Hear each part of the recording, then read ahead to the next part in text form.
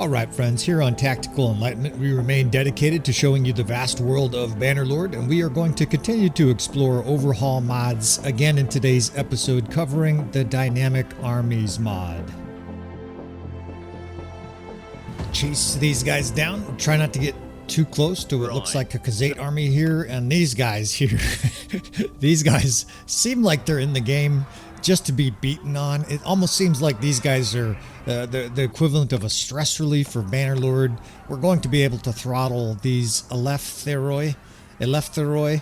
I mean, what are they really? It's a dude on a horse with no armor. Doesn't even seem like he has a saddle, and he has a stick and no shield.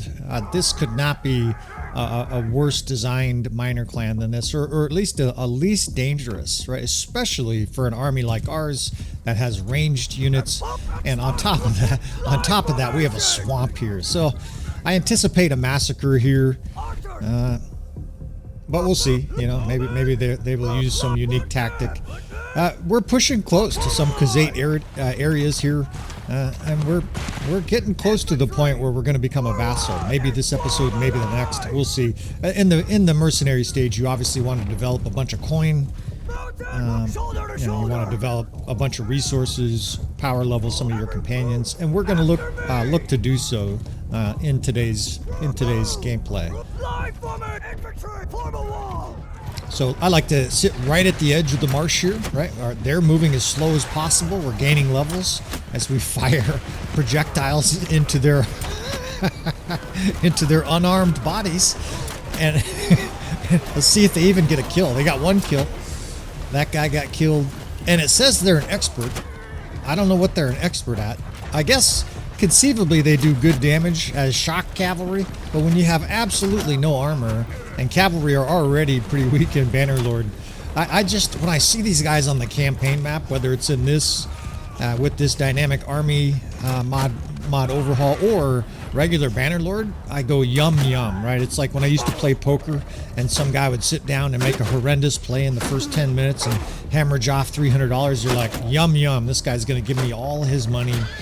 Especially if he started getting lucky and beating other people. You knew all that money was going to come back to you eventually. And I don't know, maybe they got 2 kills here. That was actually worse than I thought. We have an incredible sky here. I think I'll use this to make some screenshots or something like that. But we will move on with this campaign here. 1 death. So we had, or 1 guy got injured. Now, they were running from us, so our force was evidently stronger than theirs, but our units now are starting to upgrade left and right. We have this veteran Kern, right? We picked up some of these Battanian units. We have a hugely amalgamated army here.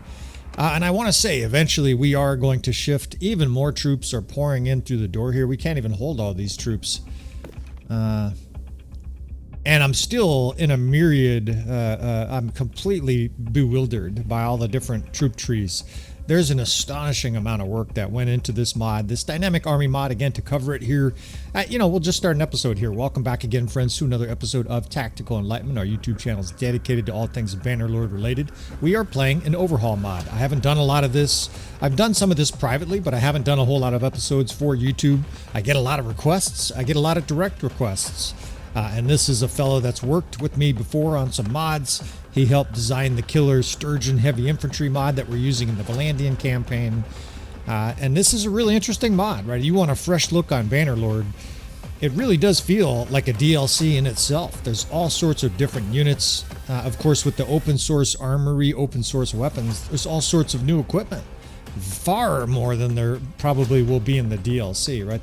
The bottom line is, just like our channel here, there are some people that are just obsessed with creating mods and stuff like that. This guy didn't tell me how many hours it took for him to make this mod, but I imagine it was a huge period of time.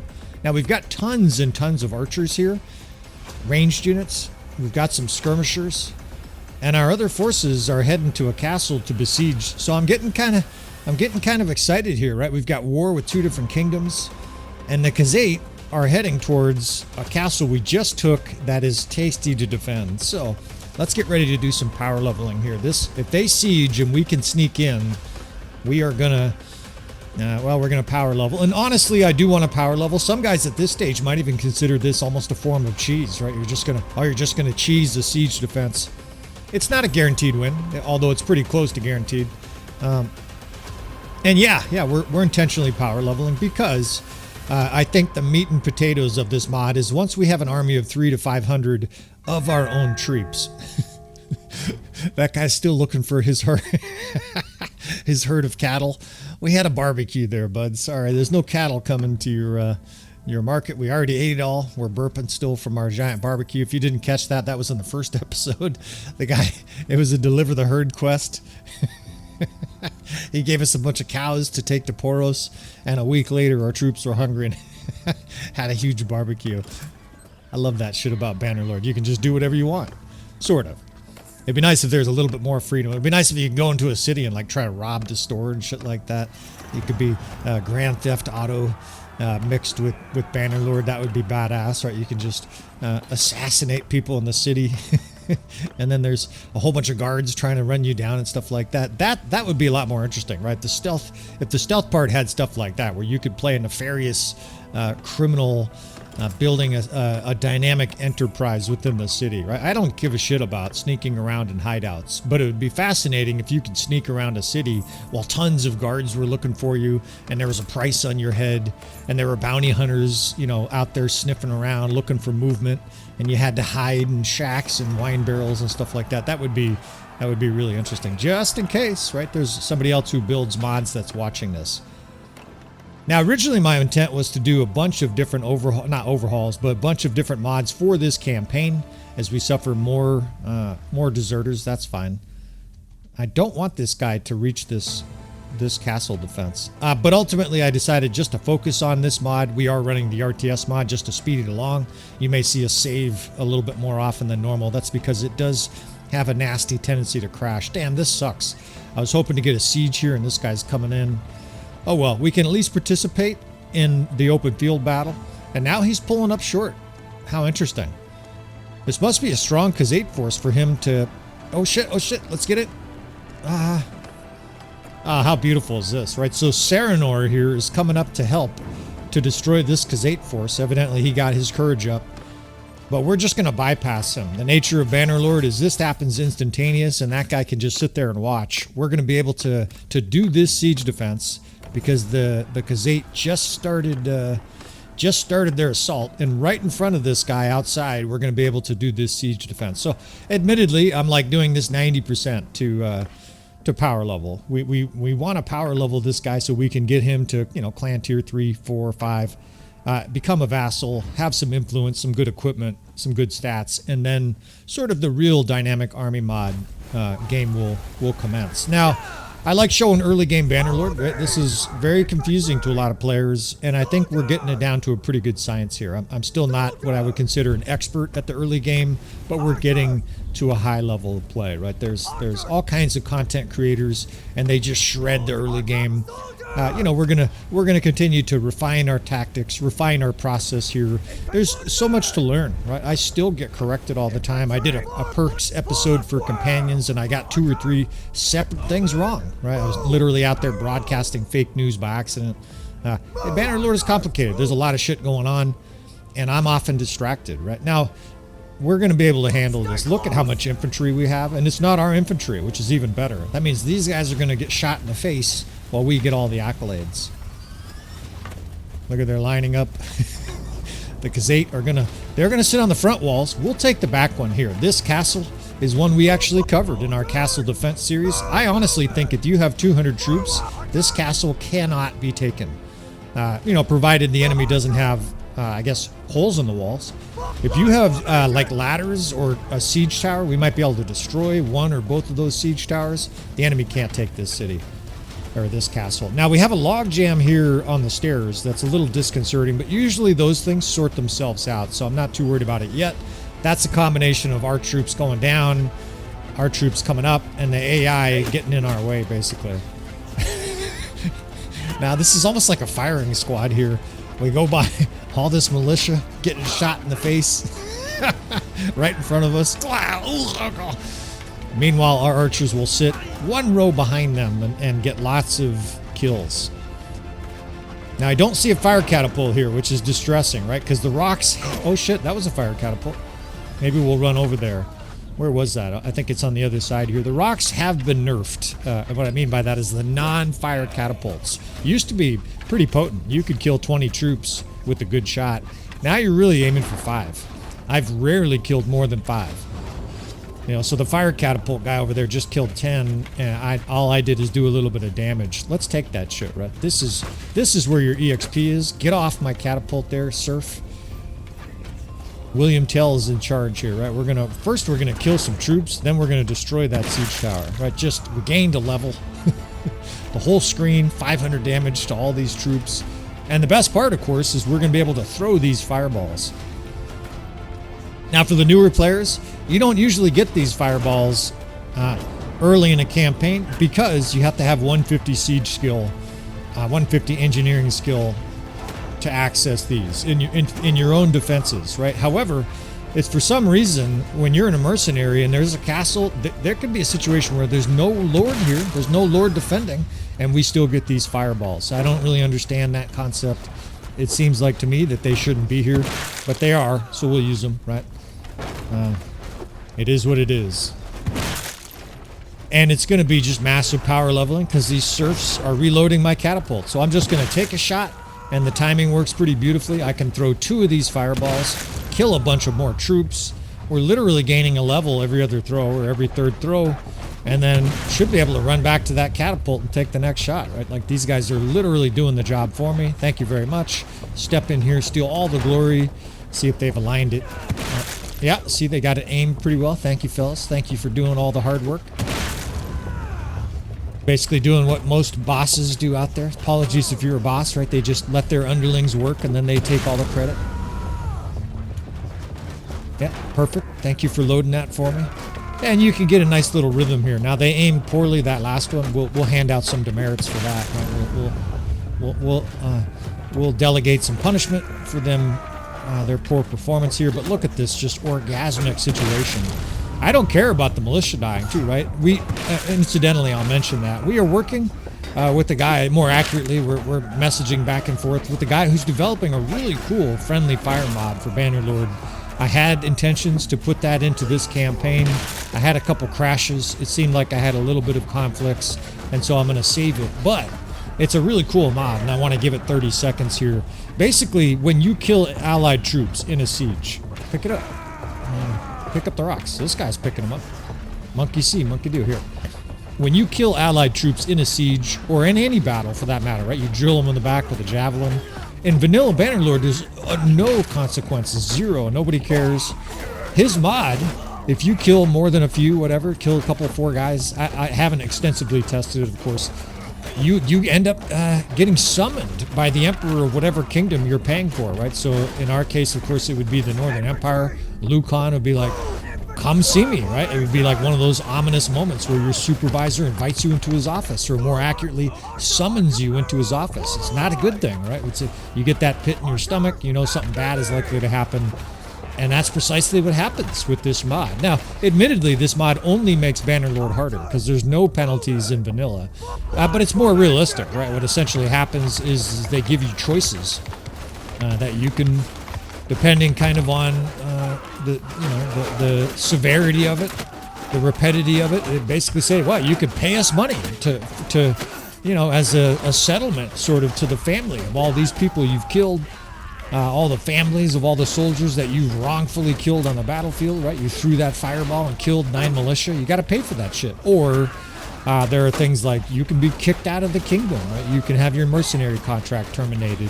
I didn't see all the options, but the point is, though, is that there's a new element of Bannerlord that I think is very well thought out and implemented. We kind of work together, and what that means is he liked some of my ideas. I talked about how friendly fire in Bannerlord has no consequences.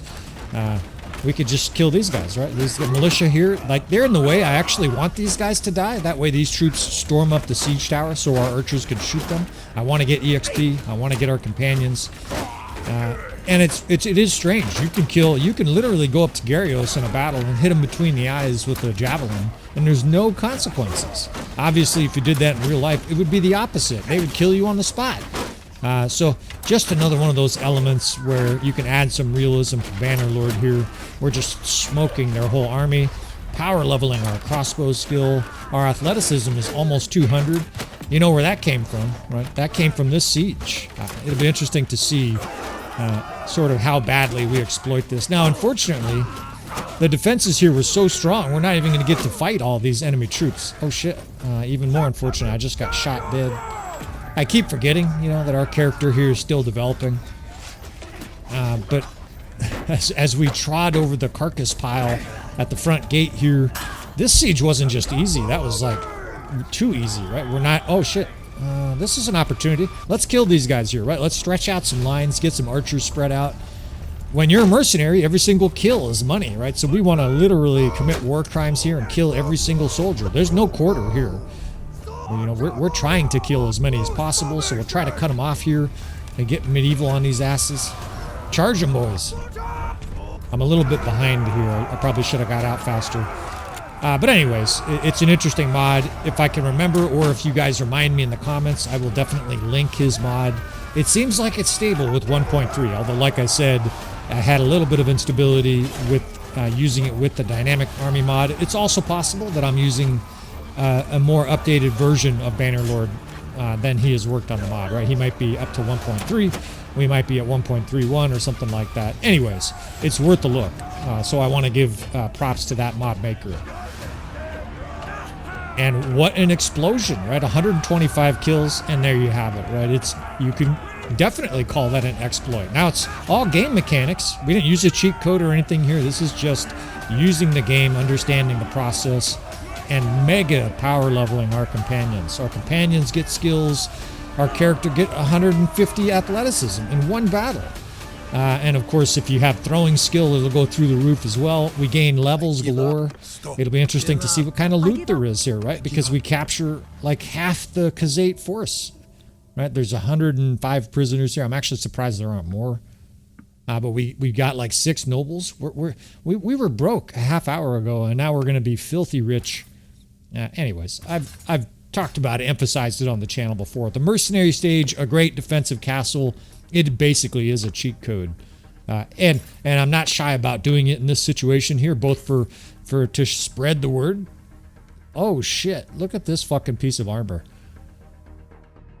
Lordly Easter. So some of this armor, of course, is coming from the open source armory. We've got this leopard skin now with like basically one of the nicest pieces of plate armor I've ever seen in the game. So some of this obviously is not in vanilla, and it's a little artificial. I don't know if it's balanced, right? We're just going to roll with it, though. Regardless, though, as our horse looks badass, our horse kind of matches us here with this shiny chrome lamellar. Got a savage Khazate helmet. We're certainly not role-playing here, right? We've got an amalgamation of different shit, but it's good, right? It's good equipment here. We're going to be able to load up characters, and collectively, this is all sort of obscene now. We just instantly got rich. You know, we gained a ton of influence. I'm glad we got a save game there. That way we don't have to worry about it. And the best part, too, is we just totally snubbed that Northern Empire force. They're like, what happened? We're like, we did it. We did it all. We got all the goods. We got all the armor. Thanks for showing up. We have plenty of towels. Thanks. Do the condescending Jim Carrey from Dumb and Dumber. Just some dude comes to the door, some random guy. We have plenty of towels. Thanks. You just automatically assume he's a servant. It's fucking comedic genius right there. All right, next assassination here, right? Next collecting and piling up of resources here. I guess we're kind of done fighting bandits, right? We've got an army now of 90. That's going to go up pretty quick, right? Because we're going to hit clan tier 3, clan tier 4. And look at our perks here. Holy shit. I think we gained 6 levels in that one battle. It's not going to spend a huge amount of time on these, but we'll blow through these, right? These are hard decisions, actually. More ammo or armor penetration. Generally speaking, I prefer more ammo. Crossbow, you run out of ammo early on unless you have two bags of bolts. I prefer more ammo to damage. Of course, more damage, you're killing guys more efficiently. A lot of these perks we're not going to spend a lot of time on, but there are critical ones that I'll talk about at various different points. for character development. Of course, we've covered many of these ad nausea in our many different episodes on the channel. I'm not a perk master. I made, like I said, the episode on perks, and I kind of felt like a dipshit because there was at least a couple different areas where I confused the clarification on the bottom where it says either party leader or captain. It's easy to get them mixed up, right? There's 3 or 4 different designations down there: governor, engineer, party captain, clan leader, etc. And if you're not looking at the right thing, if you sort of misunderstand it, well, you look like a dipshit, right? And it's fun to put it on YouTube for everybody to see how stupid you look. But it's all right. It's the life of a content creator here. Fortunately, we do enough intelligent things that probably balances things out. Now, not really sure how we want to develop this guy. I know I want to power level his crossbow, his athleticism, and probably his riding, right? It's nice to be able to ride at the beginning of an episode, move around quickly, chase down enemy forces, scout them out a little bit, maybe even do a little bit of crossbow shooting from the horse. But obviously long term, we're developing this guy to be a foot troop crossbowman. It's always harder to command that way, but we're still going to strive to do so in this small campaign. How long is this campaign going to go? Part of it's up to you guys. If these episodes get, 600 views or something like that, and a quarter or a fifth of the normal views, probably won't be a huge amount. If there are 2, 3, 4,000, if guys are really interested in it, want to see more. Now this guy is being chased down by a larger Khazate force, and it's Monchug, right? So we're definitely gonna, I think, we should probably intervene here. Now in the mercenary stage, you don't give a shit, right? You can just leave this guy to his fate, but we're kind of playing with our hair on fire here. I think we'll just attack. There'll be some nice spoils here. We might even get some decent armor. It's so hard to tell what they have. Like I see he has some veteran horse archers, but the old format for looking at their troops was much more effective for sort of figuring out what units they had. You just can't see anymore when you look at that pre-battle menu. It's another one of the things that Tale Worlds has changed, where I think it's definitively worse, right? It's much worse than it used to be. So let's treat this as a serious battle here. It seems like we're going to rout him. The power bar favors us here, but it is Monchug, right? And so there's going to be lots of perks for his troops. He's going to have some heavy cavalry, some horse archers, and we'll just kind of see how this plays out. Again, we're still getting used to this Dynamic Armies mod, right? We're going to be exploring this first and foremost in this campaign. We're playing this like a relatively normal campaign. We're going to play it kind of fast and loose. But the main thing we want to see is how dramatically different is it from regular Bannerlord. And my first inclination is to say that it's significantly different, but not dramatic. And I actually think that's a good thing. If it's hugely different, and I'll give the example of the RBM mod. RBM is such a different game to Bannerlord that I don't actually enjoy it. Like, none of the tactics translate, or very few of the same tactics that we use all the time on the channel translate. The AI is definitively better with RBM, or at least it's more methodical. It's a little bit more intelligent, but it's also a lot slower. The units are different. The equipment is different. The combat is different. It's a whole different game. And it's so different that it would be like if you just wanted, your wife to get, a little change of hair color or something to spice up your sex life. And instead she got, 10 days of plastic surgery and changed her body dramatically, got 27 tattoos, 3 nose piercings, and all of a sudden started wearing a perfume that smelled like your grandmother. You'd be like, oh shit, your brain would be overwhelmed with all the change. And either you'd be highly aroused or you would be highly perturbed by the change, right? It would be so much of a change. So I'm not trying to knock the RBM mod. A lot of guys love that. A lot of guys love the RBM combat. I actually think it's really, really interesting from a number of different levels because it is methodical. You have the opportunity to fight battles slowly, but it's also so different. And slow. As a content creator, I've just decided for the most part to stay away. I know some guys are disappointed about that, but these are just personal choices that we all make with our channels, and part of it, frankly, is the dramatic alteration to the game. Right? This still feels like Bannerlord. This just feels like Bannerlord with a DLC update, or Bannerlord with a significant troop overhaul. And of course, that's precisely what it is, right? The troops are similar. There's Khazate elite warriors are. It seems like they're basically just good archers with a little bit more melee skill. They don't actually have infantry in the Khazate. And so it is going to be interesting to have some kingdom on kingdom battles here. Well, maybe we shouldn't have showed you that, but it is what it is. I guess you can't take Manchug prisoner in a campaign like this and just say, oh yeah, by the way, we did this. Eventually, we will start skipping over some of these battles here. Obviously, we weren't even slightly pressed, right? We had one injury against the Khan. I give up. He gives up. Come with us. We'll call back our dogs as long as you pay us, X amount of money. Come with us. As a mercenary, you're all about greed.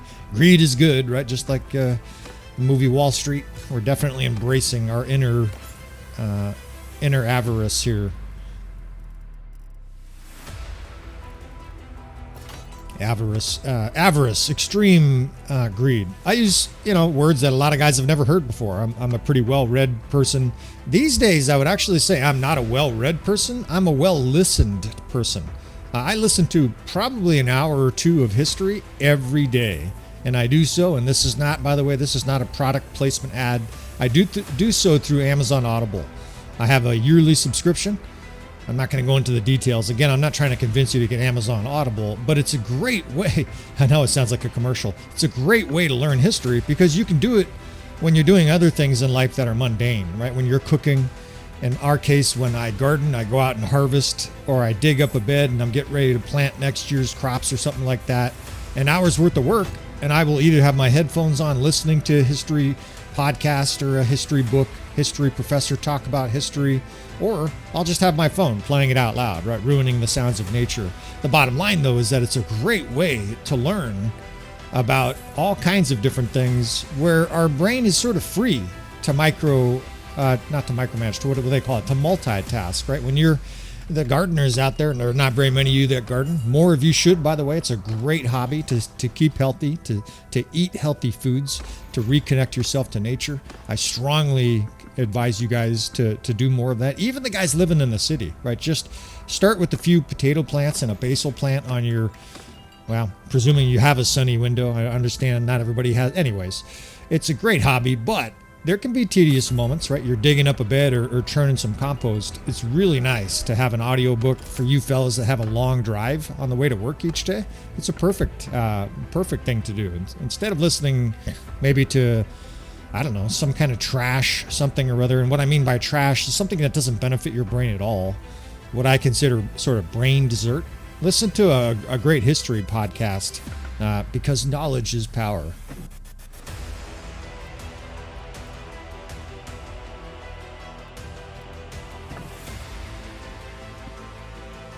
I get into historical discussions all the time at work. There's a lot of guys here. Sometimes we have a lot of time on our hands as firefighters, right? We are paid in 24 or sometimes 48-hour shifts, and we're not running all day, all night. And people are surprised to learn sometimes that we sleep. Yeah, we sleep at night.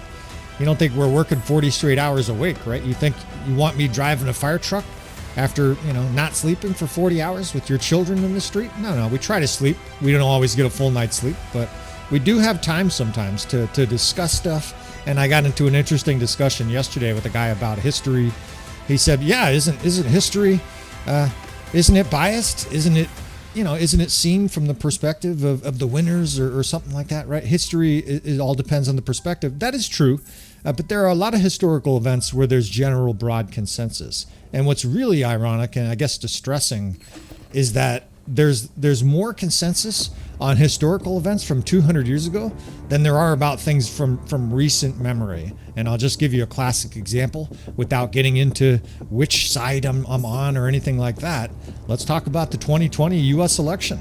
In the United States, roughly a third of the country believes one candidate won, and about 60% believe that the other candidate won. Legitimately, like a third of the country believes one thing, and 60%, give or take, believe in the other, and then about 7%, according to polls, don't know what to think. Do you know how bad that is for democracy? And do you know what a tragedy that is, of course, generally speaking? And what I mean by that is we generally agree that the French Revolution occurred because Louis XVI went broke and the nobles wouldn't pay taxes. They told him to eat shit, and so there was the Estates General, and that led to the storming of the Bastille, right? And all these different events. there's not a lot of people that would argue, well, that didn't happen, this didn't happen, that didn't happen. But right now, today, in the world we live in, people argue about things that happened last year, 3 years ago, 7 years ago. This didn't happen, that didn't happen, the Holocaust didn't happen, right? We've got dipshits in the United States that go around telling people that the Jewish Holocaust by the Nazis was faked. This is, to me, is a fucking tragedy. And of course it bodes extremely poorly for humankind in the future.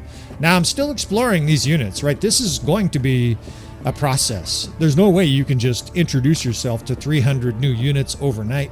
It looks like the Drudzinic champions are pretty similar. They got a little different look here, maybe a little bit different armor, and maybe they're nerfed a little bit.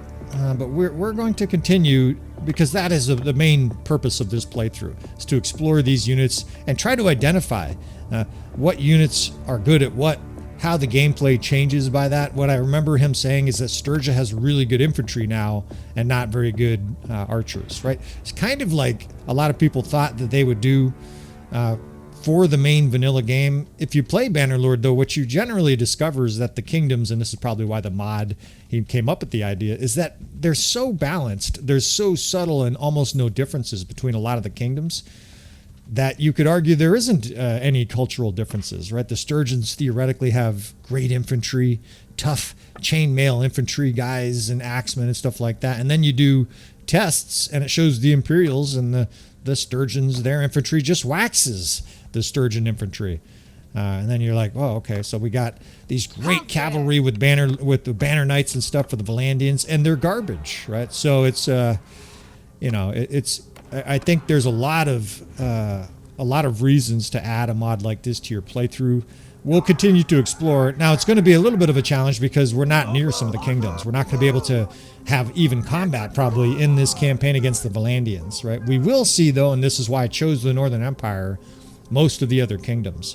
At some point or other, as a vassal, I will probably go either try to cause war or advocate war against the Aserai. So we can fight the Aserai, the Khazate, obviously other Imperials, the Sturgians, and probably the Batanians. I think we can entice the Batanians to war. Usually in most campaigns, the Northern Empire, they start to creep into like the Epicrotia area, Macedon Castle, and so they're right on the borderline of Batania as well. I think you could argue that the Northern Empire has access to all the foes, which is part of the reason I took them for this test. What do we got going on here? We got a big phalanx of Sturgian infantry. That way we could expose ourselves to these different kingdoms' troops. Now, unless I'm forgetting, maybe we had a small battle, but this is our first significant battle here against the Sturgians, and so it's going to be interesting. This is exactly what I'm talking about, right? How is this going to be different than vanilla Bannerlord? I would prefer, I think most people would prefer that the units were specialized for each kingdom. There is a danger to it, and I think I know why I think I know why Tail Worlds didn't make them hyper unique, because as a player clan, what you could do, let's say for example the Sturgian infantry were the same quality of infantry from this fella's mod. If you know nothing about that, just a 10-second primer so you can understand what I'm talking about. They are absolute beasts. Monstrous tier 6 infantry. This guy, same guy who made this, Lord of Middle-earth, made a mod where the Sturgian infantry is godlike. They are tier 6, tier 5 and tier 6. It replaces the Drudzinic lines, right? Gets rid of their cavalry, gets rid of their horse, and it turns them into gods. They are just battlefield infantry beasts. Two-handed weapons, axes, moving athletically. Anyways, if the game had that, the vanilla game had that, what a lot of players would do is they would just go make an army of Consguards, Sturgian heavy infantry, maybe a few cavalry, and Batanian fiend champs, and the game ends, right? Because you would massacre everything with that trio, especially if you use tactics. So there's, I think, some argument against setting up some of the units so that they're unbelievably powerful, right? So hopefully the infantry here is powerful, but not overwhelmingly powerful. Now observe that they have Drudzinics, right? So they don't have a tier 6 infantryman, right? This dipshit here. Leave me alone, man. I'm just trying to kill your troops. Now their phalanx is moving incredibly slow, and I Oops, we forgot to kite that division. They're going to get killed. There's a couple things I observe here. They're moving incredibly slow. It seems too slow, but they're not dying. I've got an infantry or an archer division on their flank behind them.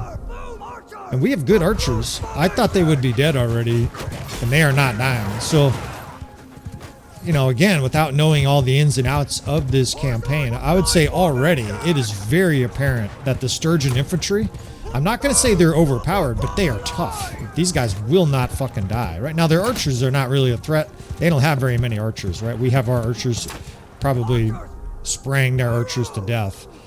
And I still feel like we're going to win this battle, but this is a wholly different experience than vanilla Bannerlord. Unless this Lord somehow has mods, right? Not mods, banners that are affecting this Sturgian force. I would say that the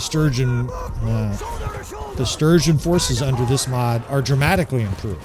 At least a lot more defensive. They won't die. I feel a little bit like we're fighting Varangians from the Vlandian campaign, where guys are shooting them and pounding them. And they're stoic, like Leonidas here. Like, bring more spears next time, bitches. It's almost like the Persians. I feel like the Persians here. Like, I need more men. Like, keep sending them in here. These fucking Spartans won't die. And I do like that. We'll see if it starts to bend into overpowered. Right? When you make a mod like this, the amount of testing you would need to do to ensure that it wasn't unbalanced in one direction or other would be intense, right? That's why Bannerlord does betas, Tail Worlds does betas. Now we have infantry pounding on them in every direction. They're still not dying. And it's a strong force, right? This is obviously, what I mean is it's a relatively high-level army. They're finally starting to die. But there's your first change. I was talking about it 5 minutes ago. That's going to be interesting and to play this campaign through. How tough is Sturgia? And what do you have to do to kill them, right? Because there's probably a solution. One of the beautiful things about tactics is that if you're a free-thinking, tactical-minded commander, almost any scenario, you can come up with some way to destroy somebody. Anybody watching the Vlandian campaign, bit of a spoiler, right? We're still managing to destroy these monstrously powerful Sturgian heavy infantry, so... We didn't actually suffer a lot of casualties, so it was an effective battle, but that was fascinating because what I guess I would describe them as they were lower, they were less deadly, more methodical, and very hard to kill. So they're basically, it's almost like their damage output is lowered, their ability to sustain damage is dramatically increased, and it seemed like they were moving slowly, although part of that was that they were trying to survive, you know, an arrow barrage in a shield wall. So it's interesting, and that's why we are here, right, to explore stuff like that. So far, I think the changes are great. I think that's an outstanding concept, and I'm trying to think of how that will apply to the game. I think that will probably encourage more archery, right, to try to get even more damage front-loaded into them, but it also might encourage attacking them with shield and shock and shock troops, right, because your shock troops do huge DPS. If they're hard to kill, if they take less damage, if they're wearing good armor, presumably all those things, some of those things are true for them to have survived so long there, then one of the ways to kill them is do more damage, right? You might want to have even slower, more damaging weapons to face the Sturgians in this case. And I think all of that added to the regular Bannerlord model is a very positive change. Now that the legendary armor continues just to pour in here, it's gotten obscene. The changes with 1.3 to this legendary a siege over here. Maybe we can intervene. Probably not though. 700, 465. We're a little bit behind here. We should probably go the other way. We're hemorrhaging deserters, but what do you do, right? Each time we've gotten these prisoners, they've been troops we wanted to keep. I don't want to let them go, right? It's better just to let them slowly desert. Oh yeah, he's cooked. A whole bunch of other small armies just got behind that large Khazate force. We're not going to be able to save that guy. And you don't really care, right? Even if we were a vassal, right? You just don't give a shit. We're still trying to make money in the mercenary stage here. And so you pick your targets and you you pick your battles, quite literally, just like they say in relationships, you pick your battles. And here we're just going to go the other way. Now we're 36 troops over, so we are going to suffer a lot of deserters. And we're slowed too, right? That's the other big consequence. This is something I continue to experiment with. I think it's fine to experiment with it in this in this episode, in this overhaul exploration here of the Dynamic Army Mod. Dynamic Armies, I should make that plural. It's not singular. We're continuing to experiment with this overstocking of troops. So we've got this low-end troops that are disbanding. Oh shit, we might be in trouble here. We've got this low-end amount of troops that are, you know, we have too many troops. It says men within prisons, or men within party size minus 0.52, and that is because we have too many troops. But it also means that if we do get caught, it's a little bit like them catching a grizzly bear, right? They're going to find it unpleasant because we have an extra 25, 30 troops, right? We're basically getting around the fact that our clan tier isn't high enough to have this kind of an army naturally. Once you get to the vassal stage and clan tier 5, then this is your army size normally, is like 150. Right now, our army size maximum is in 126, right? It's a lot lower. So something we continue to experiment with. I still think this is net positive. I'm recommending this for you players out there to experiment with. You want to keep an eye on your deserters. In my experience, though, most of the deserters seem to come from the bottom, and this is actually a perfect opportunity. Most of the deserters, each time we get 5 deserters, almost all, certainly those are coming from the troops we just recruited, right? Well, we still have an extra 20 troops that are over the maximum here. And we're alone here in this situation to try to defend Vlandian Castle. We're going to get inside. This is also one of the best castles in the game to defend. Yum, yum, right? We're now 22 over again, the limit. Might even hit one more village here to try to get a few more troops. So 152. Here's the thing. When you sneak into a castle like this, depending on your perks, 147, we're going to lose 25, 30, 35 troops. Well, if you're 20 over... If you're 20 over the maximum, right now we're down to 17 over. But say you're 17 over and you lose 30 troops sneaking in, instead of being down 30 troops, you're down 13. Like, the math just works here. The danger, of course, is speed. You can get tracked down by armies easier, and you're losing a little bit of money to deserters, but I don't see that as a problem, right? Your deserter costs are insignificant. We're talking a few hundred a day in villagers. Who gives a fuck, right? Because if we can win this siege defense, we're going to get to hit the lottery, right? There's 700 Sturgians here, and I'm going to gamble here. We're going to run to this village. This village with the snow, it's going to take about a day to run to the village and then run to the castle. I'm hoping they don't start sieging right now because they could really do major damage to the defenders. We want to get in pretty quick here. We want to use these Northern Empire forces. 6 more deserters, right? But we just picked up more troops than the 6. Let's see, we've got a full perk point. Probably riding, athleticism, or do we punch crossbow? Right, a lot of situations I think riding makes sense here because you want to punch your athleticism, but I'm also working really hard to make this guy kind of a William Tell-like guy, right? So we can just punch his control, eventually get to like 300 crossbow where he's just sniping everything in sight. Now we just wait for them to attack. Oh shit.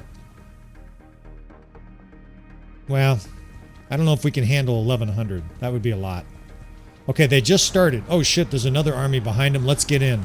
This might be back-to-back sieges. So we break in here. Let's see how many we lose, right? We're going to get 2 more prisoners, so we're 20 over. Break in to help. I think we'll lose 30 troops, give or take, right? 142. Make sure we've got the correct layout here. Bolts. We don't really have good banners. With decreased accuracy is probably about the best banner you could have here because our units are going to be shooting. We're going to have a lot of archers, a lot of crossbow, even our skirmishers, right? We're going to use them. And we lose 28. So what a perfect example, right? We're barely under our normal maximum by having all those deserters. So you come into this with your maximum and you're down to 100 troops. It's basically like we get an extra 20 plus troops here for this siege defense, which is huge. 20% more troops for this battle. Again, I'll emphasize it has some small negatives, but I think the positives far outweigh it.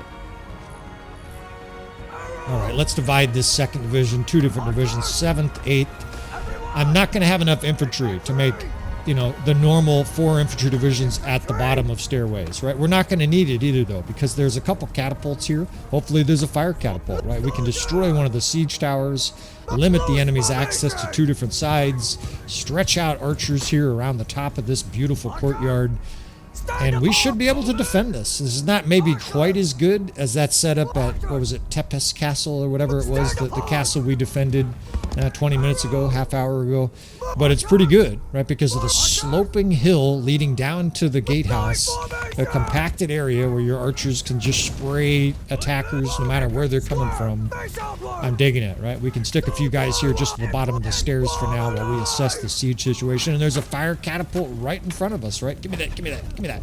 No, no. Off that. Get out of here. I got sturgeons to kill. We got levels to gain. Let's smoke these guys coming up.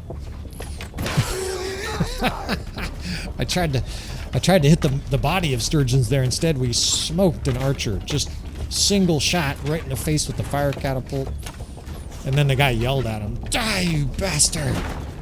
Now, we want to injure the siege tower, but not destroy it. I want those troops coming up on our left here. I've talked about that before.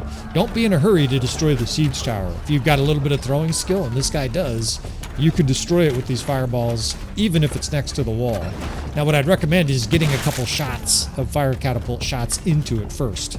That way, it's already, somewhat damaged. It's very hard to destroy if it has, say, a third of its health left, right? That's not really something you can do very easily with just throwing these. Killed some archers. See if we can't lob a shot here. This guy's got some decent throwing skill. I'm not sure if it's going to be far enough to reach way out there, but let's see what this guy does. He do his tricep workouts? No. I could tell as soon as he threw it. That ain't happening. All right, let's hit this siege tower quick while it's up close. Bam! Right, it's down to a sliver, and now we kill their troops. Right, they're coming up, compacted in a huge long line, and let the EXP throwing skill leveling begin. Right? You gained a level. William Tell is just exploding, and I think the siege tower is one hit from breaking, right? So we can basically kill both sides here, and then it'll get blown up here within the next couple throws. Gain another level. Right here, this might do it, right? We'll hit the siege tower and the troops. It did. It destroyed the siege tower. Now the troops scurry like little rats and look for an opening. They're being wholesale massacred. And we may get 200 kills in this siege, right? And think of the EXP we're gaining. It's insane. Don't forget, we just boosted our control skill. Why does that matter? Because I think our throwing is maxed at 5.2, right? So our throwing, without even really throwing a weapon in this whole game, in other words, I haven't thrown a javelin, or at least I haven't thrown it since, we were level 6. We're gaining heaps of EXP. Now here, this guy here is taking my glory. So here's what I like to do with these serfs. You just... you shoot him off down into the gate. That's so savage. So he got shot off and fell right into the thick packed ranks of sturgeons. That's so savage. So he's down there getting pummeled from 3 different directions. And that's all so we can kill more. Oh, it's looking great, man. If you don't have fun playing video games, man, find a game that you do have fun playing, because this shit is so much fun. Just blowing bitches up left and right. A little militia gets in your way, just flame them, right? Until you're using that friendly fire mod. I feel like I'm gaining a level. The more I laugh here, I'm just going to keep laughing maniacally as we level up. And I am immolating this sturgeon force. I mean, it is a massacre. Are they leaving already? They might be fleeing already. No, I actually wish they would keep coming. I think I flamed them too bad here, right? These guys literally got one for the road, you bitches. Mount, load that shit. I want to hit them as they run. Oh, now they're turning. What's happening here? Get back in the city. I've seen this behavior lately. Routing troops. They seem to have this little pugnacious streak. Let's see if they come back in the city here. I've got some more. I can't pick up the fireballs. Okay, so they're leaving again. And that was fucking glorious. What a killing spree that was. I mean, that was sick. I think I killed half the foes, right? Our forces really didn't even get to fight, which is great because we have another battle coming after this. In fact, I better sit up here. How incredible was that? We had 4 deaths, and my main character killed 300. And we gained 166 throwing skill. Yeah, I mean, you could definitely argue that they should fix that, right? I don't think that that makes a whole lot of sense, but legal exploit for you folks out there? Absolutely. Is it ethical? I don't give a fuck, right? Is someone going to come into your room and say, what are you doing, man? Are you using that fucking siege fire catapult exploit again? What a shame. Shame for you, right? They're going to stand behind you while you're playing your game. Shame. Shame. Like those fucking protesters. Shame. Shame. Nah, have fun, man. Level up your throwing skill. Start to chuck javelins right through the shields of the pathetic enemy. I had fun right there. That's all that matters, right? It's the old consensual thing. We get some armor, elite armor shoulder pieces here. I think we're going to say goodbye to the snow leopard. Our character definitively looks like a Khazate lord, but that's all right. William Tell the Khazate. Unbelievable rich loot here. Tens of thousands of loot, maybe hundreds of thousands. That was insane. And what do we do now, right? We wait for a repeat here. 900 troops. Come get some, right? We can donate some prisoners here to the dungeon. And it's basically all systems go. We're getting rich. We're leveling clan tiers like crazy. Our character is hyper power leveled. We probably just gained another couple 4 levels. We just got all kinds of elite equipment. Our army's still in pretty good shape. Now we're down to, we're down to 119. That's a bit worse than where we started from. But look at all these perks, right? And these are gonna help us in this next phase because, of course, we're gonna throw more catapults. Now this one here, I prefer more ammo. Generally speaking, with throwing weapons, I prefer more ammo. There's a few of them where you want to use the alternative one. This one I don't care that much. Slings, we're not probably going to use slings again. Right here, throwing weapons, right? Plus throwing weapons. And travel speed is good for more damage. And this is one of the best perks in the game. Highly OP. Your javelins just kill legionaries in one shot, right? It basically changes your gameplay entirely. I like strong legs because I fall a lot. I'm old. I fall down a lot. I hopefully have strong legs by the time I'm 70. We'll see if I'm doing YouTube at 70. You guys will, then I'll be a real crusty old dude. I turned 50 next year. We'll put it out there. I don't. My wife is like, don't tell people. I'm like, I don't give a fuck. Who cares? What are they gonna make fun of me or whatever? It doesn't fucking matter. I can always watch another video. They don't want to watch old guys. There's plenty of young guys doing this shit. And I'm not apologetic about it, right? This is supposed to be like a young guys thing. I don't agree. I think video games are definitely something that should be integrated more and more into the culture of our aging adults. The main reason is Alzheimer's. We know Alzheimer's has a lot to do with brain inactivity, right? It has to do with alcohol. It has to do with sugar. But brain exercise is very important. Well, what more stimulating thing can you do than strategy, complex puzzle solving like Bannerlord? This is incredibly stimulating for my brain. Now, I've got a problem here. I just realized we do not have fire catapults. I don't see any. They're all regular stone catapults. And that is because our siege skill, our engineering skill, is not 150 yet, right? So this is going to be a little different, right? Our engineering skill is 86. You would have thought it would have gone up, right, with all the engineering, but we haven't poured a huge amount of points into this guy's intelligence. William Tell in this campaign is a better shot than he is a philosopher.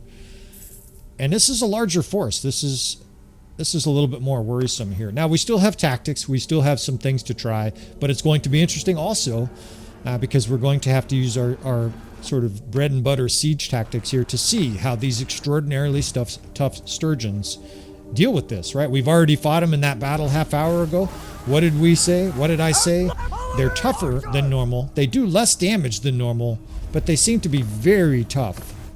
And like when I think about the dynamics here, there's an ominous soundtrack going on the random soundtrack. It makes me a little concerned for this battle. Nevertheless, we're going to use our cerebral cortex. We're going to exercise our brain so we don't get Alzheimer's. It's part of it is genetics, right? Alzheimer's is a very confusing disease. It's kind of seen as like an inflammation of it, which is why they're tying it to alcohol, sugar consumption. Both of those things, by the way, you want to consume in this life at a minimum. I don't eat sugar almost at all. I don't eat sweets. I do drink. My wife and I drink occasionally, but we don't drink every day. That's for damn sure. And we go sometimes a couple, 3 months without drinking. We are very much in control of things. And as you age, these kind of things become more important to you. When you're 26, like you guys, you don't give a fuck, right? Just get blasted, have a hangover, drink some water, and you're good. You're not thinking about when you're 70, 80, not yet. And that's good, right? You guys should just be free and easy. Now, we're going to be able to destroy the siege tower, no question. There's another catapult lobbing rounds at it. We've got plenty of archers and a good amount of troops here. I'd like to kill more of these troops, though. Damn, the other siege tower, or the other catapult, already destroyed this siege tower. Okay, so the Sturgians are concentrating on our right. And this is the big difference now in these stone catapults, right? That was a well-aimed shot, and I got 4 kills. Right, with the fire catapult, it would have been 34. I don't know if we can hit these guys here without breaking. Okay, we can. I would love to kill 50 or 100 guys here before they got to the walls, because these are tough units, and I don't know how this is going to go, right? And that's to me not wanting that guy standing there and attracting attention. At least we can light these guys up here as we close in. This is where you got to have that 150 engineering skill. But we're also absolutely power leveling this campaign. Like this campaign, I want to say, is 2.5 hours old. Like we are just blazing this campaign. We're already in the mid-20s for level. We got elite equipment. It feels like cheat codes. But you guys see it, right? You guys have seen 90% of the gameplay. It's not cheat codes. It's just maybe a slightly overzealous loot system and an understanding of how the game can be exploited. Let's be honest. Guys are like, oh, you're just exploiting the AI. Well, that's the name of the game, right? We're playing the AI. Should I fight in a way that benefits them? Well, of course we're exploiting the AI. I don't think what we're doing so far is cheese. Maybe it's OP or whatever you young guys want to say, shit like that. Right? Obviously, I would agree if they nerfed things like how much athleticism and throwing you got for these rocks. I think it should benefit you, but you shouldn't gain a level every 12 rock throws, right? It is what it is, though, and I mentioned it before. For this campaign, I don't give a shit, because frankly, this is the foreplay to the real campaign. We need to be a vassal. We're going to have to get a city and or a castle at some point, because we need those resources here as we kill our horse. We're just pounding them with rocks. We need resources here to form an imperial army, right? We are going to form a 90%, 80% imperial army.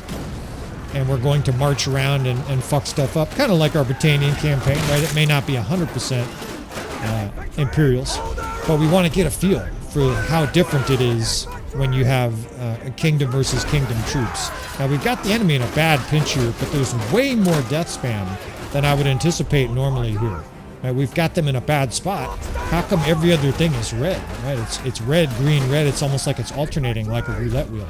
That should be solid green when you look at our setup here. So let's set a square of troops at the bottom here. A lot of the death, of course, is the militia, so they're weak troops. Not too worried yet. We've got a perfect setup here with our archers. Our square down there is not even being activated yet. Shit. I'm hitting everybody, fat fingering some buttons because we don't have a second division. Okay. And let's get some archers.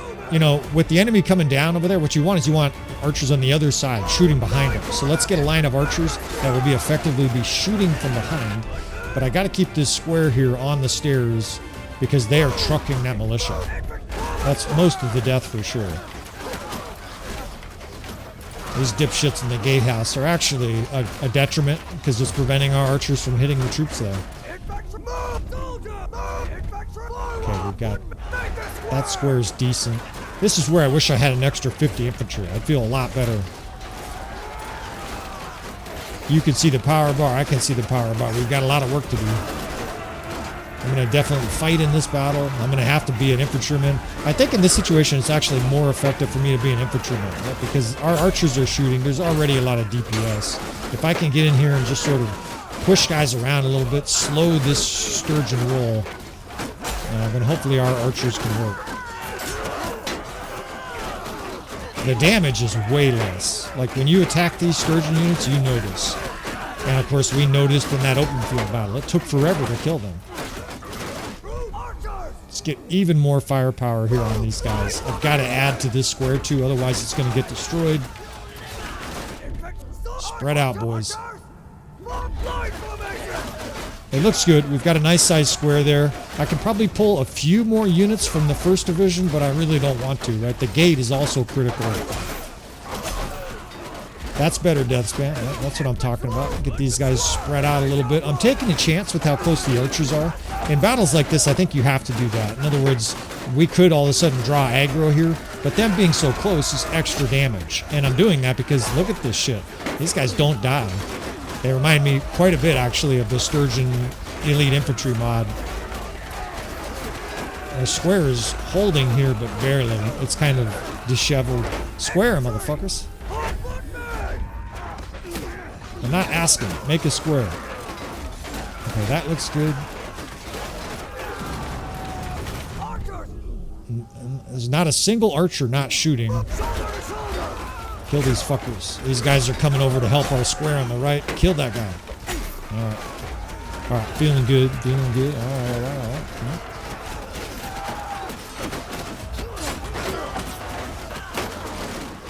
Where's that death happening? Fuck. Oh, fuck. They just killed one of our companions. It must be happening up on that upper wall there. I don't have enough troops to share even more here. We're getting a hard push through the gate. Okay, what can we do? Let's see. There's a few crossbow there. We can put crossbow here at this square. We're going to have to do that. Let's break off like 4 or 5 of these guys here. Add them to that. The 4th Division's almost gone. Get these guys, have them hold fire and form a square at the base here. We can put it on the opposite side here. Fuck, they're pouring down. I think we're fucked. They're not able to get over here in time. And these Sturgian units just don't die. They've got better armor than vanilla Sturgians, it looks like. And when you hit them, it does 20. It doesn't do 100. 17. And so this is what we're talking about, right? This is interesting. What this is basically showing is that your normal tactics are not going to work here. This definitely works. If this is 700, battalions or normal vanilla units, I'm confident that we defend this castle. Here we have failed. Now, it didn't help that we didn't have fire catapults, right? So we couldn't do the normal couple hundred points of damage with fire catapults at the beginning of this battle. And I get kind of a sick feeling to my stomach, but it goes away quickly because we're going to lose all that beautiful loot. We did put a little bit on our companions, just a little bit, but I bet we had 500,000 in loot.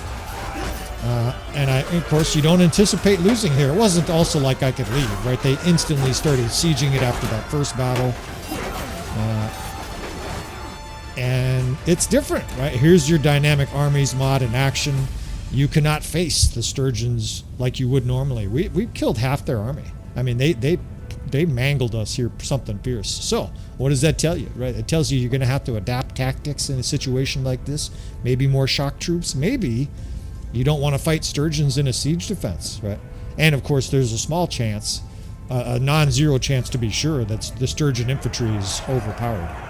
We'll continue to explore that. Maybe we'll do some custom battles real quick. I probably won't do it for film. There probably won't be much interest in that, but I might do a few custom battles just to sort of test it and see if I can run like a Sturgian heavy infantry army and just blow everything out of the water. That'll be your tell. No pun intended. All right, we are toted away here as a prisoner, so there's going to be a rebuilding process here, and I probably won't show you fellas. This is not a normal campaign where we're showing you each step.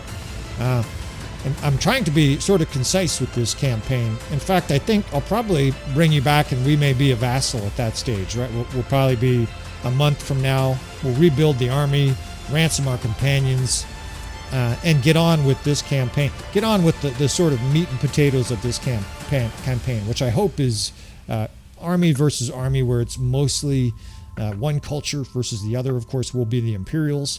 Hopefully we can face some Sturgian armies in the open field, continue to explore their strengths and weaknesses. We'll try some shock troops on their ass. Although the Imperials don't really have shock troops. Like, the more I think about it, I don't remember seeing a bunch of Manavliaton-like units bobbing their glaive up and down. We'll have to, their Manavlion up and down. We'll have to explore that a little bit more, right? So, This seems to be a thing with 1.3. You start off, or you get captured, and you keep all your equipment, or at least a lot of it. I know we lost some equipment because there was a piece of armor that was worth more than this shit. I don't know how much of this I can keep, right? We have it says we have a herding penalty. I don't know why we have a huge herding penalty. We have 2 horses. That seems bugged. It says we only have 1 horse, and it says we have a huge herding penalty. Maybe we have cows or something? We don't have any cows. We don't have any horses. That seems bugged. Hopefully that doesn't stay like that. 2.4 herding is pretty painful. So we'll see. Now, one thing, it'll get fixed once we start to recruit troops, right? For whatever reason, the game seems to think that we have 100 cavalry or horses or something like that. So, anyways, we're going to wrap this episode up, right? We're going to escape here, make our way back to the Northern Empire, and this campaign is going to continue. I do want your feedback, right? Most heartily on these episodes. And be honest, right? Don't say, oh, that mod is great if you're not that interested, right? This guy wants the feedback. I want the feedback. I don't want to make these episodes if they're not popular. And if you loved them, I'll make more, right? You guys, ultimately, it's a democracy, no question, when it comes to YouTube content. If you guys love this, do you want to see more from this campaign? Maybe because it's, maybe because it's a Northern Empire campaign with unique units and unique constituencies, I'll do so, right? We'll continue to make these episodes. So please hit that like button if you liked it. And with all that said, friends, I will see you next time.